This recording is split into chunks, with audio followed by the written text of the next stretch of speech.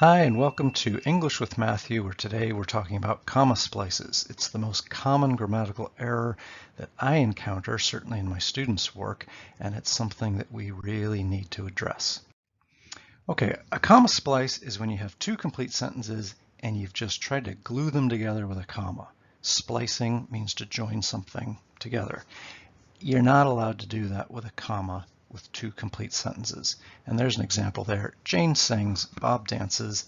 No, those are two separate sentences. Can't join them with a comma. Okay? So here we see those two complete sentences separated. Jane sings is on the left, Bob dances on the right, and we can see the subject and verb. The subject is who's doing the action, Jane. The verb is what is she doing? She's singing. So in order to avoid a comma splice, you really need to get in the habit of recognizing the subject and verb in sentences, particularly longer sentences. We sometimes get lost amidst all the words we've written, and we need to be able to single out the subject and verb, or we'll never know if we're writing a comma splice or not. So a complete sentence has a subject and verb, and it expresses a complete thought. So I'm giving you an example here. Jane sings on the left. That's got a subject and verb. It's complete thought. We know what she did. But look at that thing on the right. Dances all night. Who dances all night? We don't know. All we have is the verb dancing, but we don't know who did it. So that's not a complete sentence. Okay, we'll practice again here.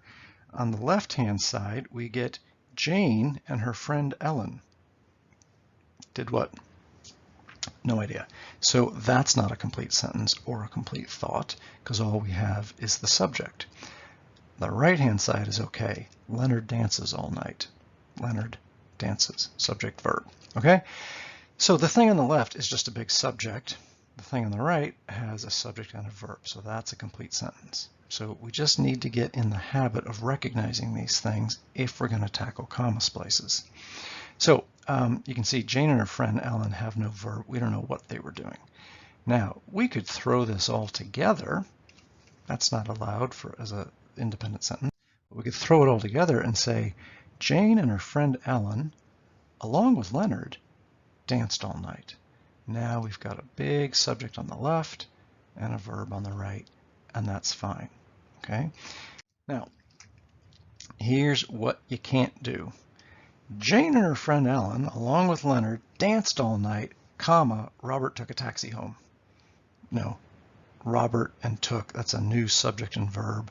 That's a whole new sentence. And look, we've tacked it on using a comma, and that's a problem. So we've got subject and verb in the first sentence. Jane, Ellen, and Leonard, they're dancing away. Then we throw that comma in and say, Robert took. Now we've got a comma splice. So it's that comma at the end there that is our big problem, and we need to get in the habit of recognizing this when we produce it in our own writing.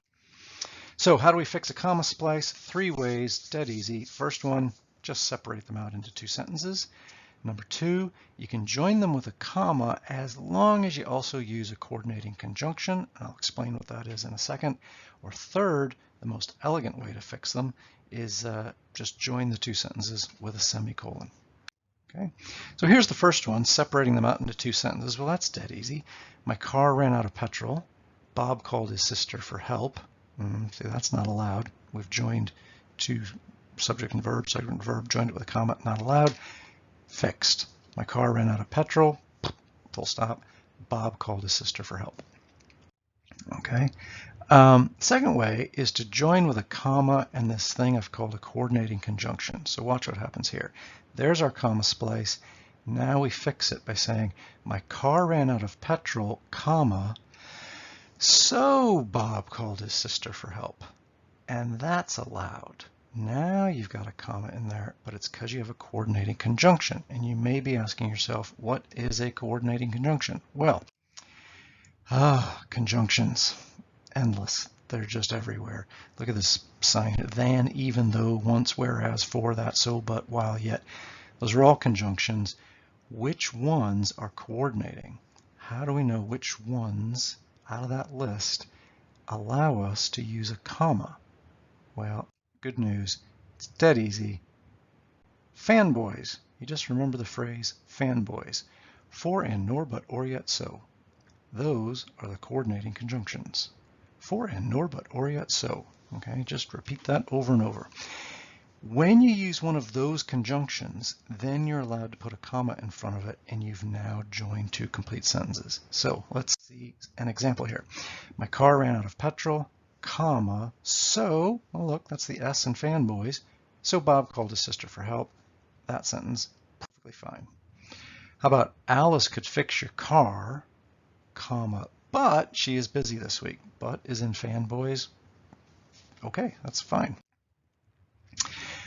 See all the other conjunctions. We're not going to talk about those today. Those are subordinating conjunctions.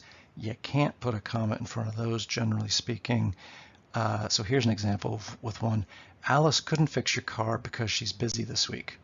And notice, because is not part of fanboys. Okay, the B in fanboys is but, not because. So there's no comma there. So we're learning one of the main comma rules.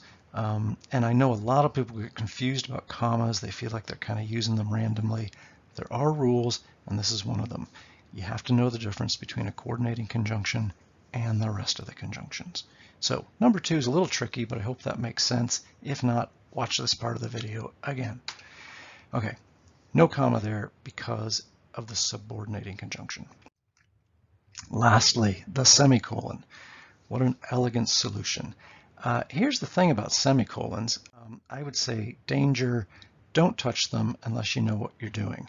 I see semicolons misused on almost a daily basis. They're used for all kinds of horrendous things that they're not supposed to be used for. But this is one safe bet, and that is to join two complete independent sentences. Unless you're doing that, for now, do me a favor and just don't use the semicolon, okay? And I love this sentence. This was the sentence that my high school English teacher taught us when trying to teach us how to use semicolons. And he put it up, I remember him writing it on the board. He said, I was there, semicolon, you were not.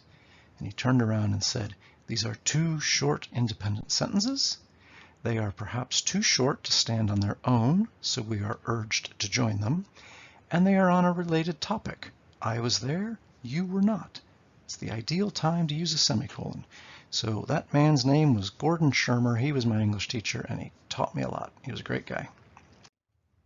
So those are the 3 ways to fix comma splices. I hope at least now you're able to recognize comma splices when you use them, and you've got 3 solutions for fixing them, and hopefully we won't be committing this grammatical crime anymore. And I would like to thank you for joining me in the fight against comma splices. Look what I've done here, comma. And I hope to see you again soon. So I fixed my own comma splice there by using a coordinating conjunction. All right, thanks folks. See you in the next video. Take care.